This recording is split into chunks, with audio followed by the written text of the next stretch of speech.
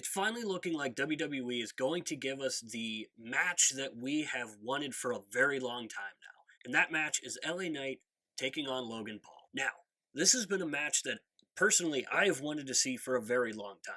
I thought back when LA Knight was at his hottest, I thought the US title was going to be a pretty good title for him to eventually win and get that first title so WWE can see how the title looks around his waist and how he presents himself as a champion.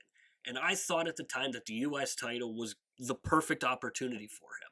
Unfortunately, WWE had different plans for him, but it looks as though we're finally going to see him go after that United States Championship, and it just so happens to be Logan Paul. And if you can remember, before Logan Paul became the United States Champion, back in 2023, he called out LA Knight on an episode of SmackDown when he was on the Grayson Waller effect, and it looked like we were going to get a match between those two, but unfortunately it just never came to be.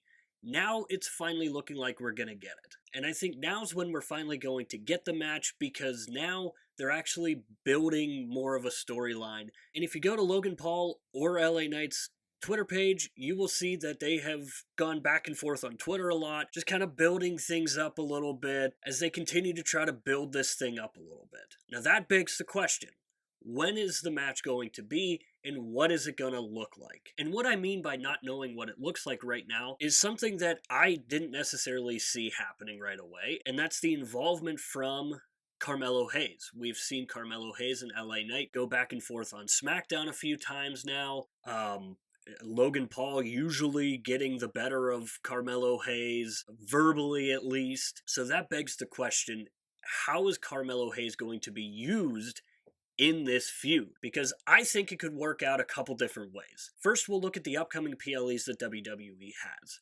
We've got Clash at the Castle, which is going to be next. Then we've got Money in the Bank, and then SummerSlam. So as I'm recording this, we are just 10 days away from Clash at the Castle, so we're going to take a look at that one next. If they do want to have the match at Clash at the Castle, I think it would be a little bit too early for it. I think they should build on this rivalry more because I think it's going to be a fantastic rivalry. The way that they both work the mic and work the crowd, and you have one who is extremely popular and the other that gets booed out of the building, it seems like, on a nightly basis now. I think regardless of how you look at it, you've got two of the best mic workers in the business. And I think it can provide some very good moments, not just on the mic, but also in the ring, because Logan Paul, we've talked about it before, he was built for the WWE. He is fantastic in the ring, and so is LA Knight. My worry is, if they have the match at Clash at the Castle, the rivalry is going to be rushed a little bit. It's going to feel rushed, and there's going to be a lot left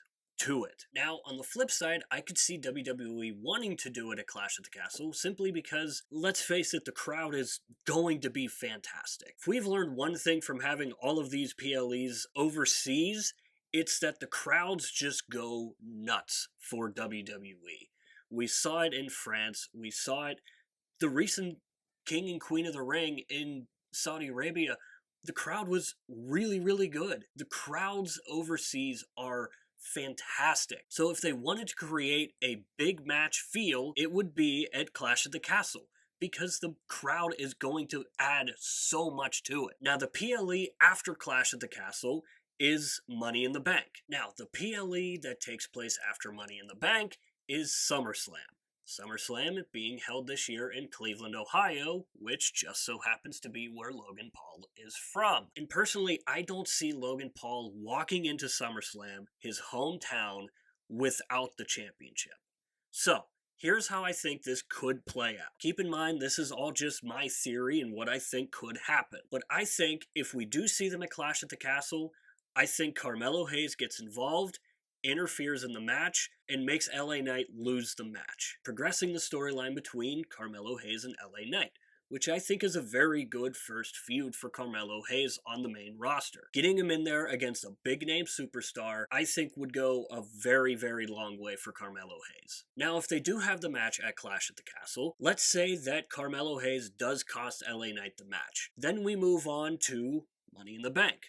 Logan Paul would still be champion, and Carmelo Hayes and LA Knight would carry out their feud at Money in the Bank. All while Logan Paul is kind of lurking in the background as champion, always got his eyes on the matches and just always keeping a constant reminder that he is still the champion. Now, there is a very good possibility that the Logan Paul LA Knight match takes place at Money in the Bank, which the scenario would still carry out the same way, Carmelo Hayes coming in and costing LA Knight the match. And the reason why I think Money in the Bank would probably make the most sense is because we are so close to Clash at the Castle, and I think this rivalry between LA Knight and Logan Paul needs some legs to it. I think it needs to run a little bit and just build a fantastic story between these two, because again, they are two of the most entertaining people that WWE has to offer. After Money in the Bank is obviously SummerSlam, and again, I don't see Logan Paul walking into SummerSlam in his hometown not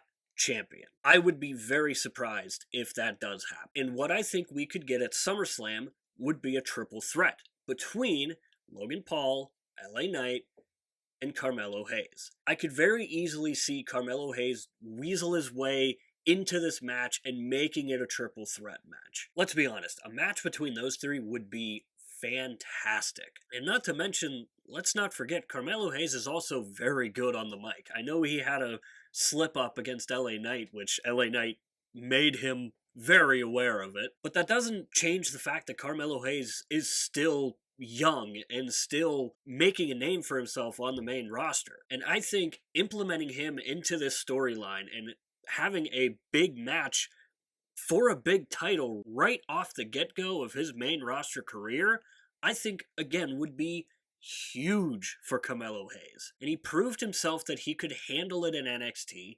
So far, he's looked very good on the main roster, and if the WWE wants to issue in a new era, which we keep hearing about, they want these NXT call-ups, Carmelo Hayes, Braun Breaker, Ilya Dragunov. If they want those three to spearhead the new era in WWE, then they're going to push them to the moon. And I think we're going to see it with Braun Breaker. I think we're going to see it with Ilya Dragunov, and I think we're going to see it here with Carmelo Hayes. But regardless of how this whole thing ends up, I think it does end at SummerSlam. I think that is going to be the perfect place for either Logan Paul to retain and continue this reign that he's on, or it's finally going to be LA Knight's time. And I think that is going to be the case. I ultimately see LA Knight walking out as United States champion. I think it's going to be a very well-earned and a very satisfying end to what should be a very good feud. Regardless of if we don't see Carmelo Hayes in this match, at least we get LA Knight and Logan Paul. And that in itself is good enough for me. Because again, this is something that WWE fans, including myself, have wanted for a very, very long time. You can go back to videos on the channel and me saying that I wanted to see LA Knight taking on Logan Paul. But whether or not this does end at SummerSlam, or if it ends at Money in the Bank, and if we're looking at it, I think this match in a rivalry like this, a rivalry that could be so good and so popular with fans, I think it almost has to be done at SummerSlam. I think it starts at Clash at the Castle and it ends at SummerSlam.